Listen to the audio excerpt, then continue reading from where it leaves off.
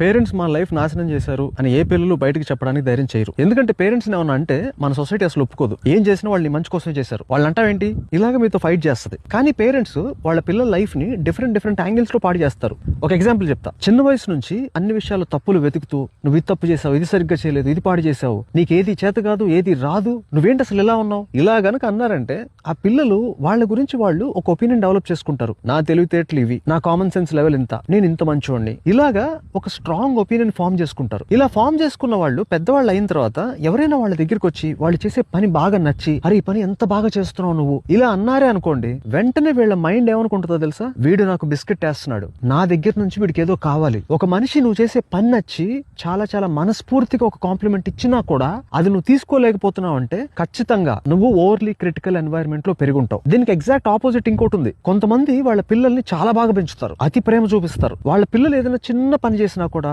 అబ్బో సూపర్ అని చెప్పి ఎంకరేజ్ చేస్తారు. ఇలాంటి ఎన్వైరన్మెంట్ లో పెరిగిన పిల్లలు ఎవరైతే ఉంటారో వాళ్ళకి గనక మీరు కాంప్లిమెంట్ ఇచ్చారనుకోండి, వాళ్ళు ఏమంటారు తెలుసా, నువ్వు చెప్పేదేంది, నా గురించి నాకు ఎప్పుడో తెలుసు, నువ్వేంది చెప్పేది, కొత్తదేమన్నా చెప్పు. క్రిటిసైజ్ చేస్తే పిల్లలు చెడిపోతారు, ఓవర్ గా కాంప్లిమెంట్ చేస్తే పిల్లలు చెడిపోతారు. చాలా మంది బ్యాలెన్స్ అంటారు, అంటే అటు ఇటు కాకుండా పోతారు అనమాట. మీరు ఎంత బాగా చేయాలని చూసినా కూడా తప్పు జరిగేది ఏదైనా ఉంది అంటే అది పిల్లల్ని పెంచడం.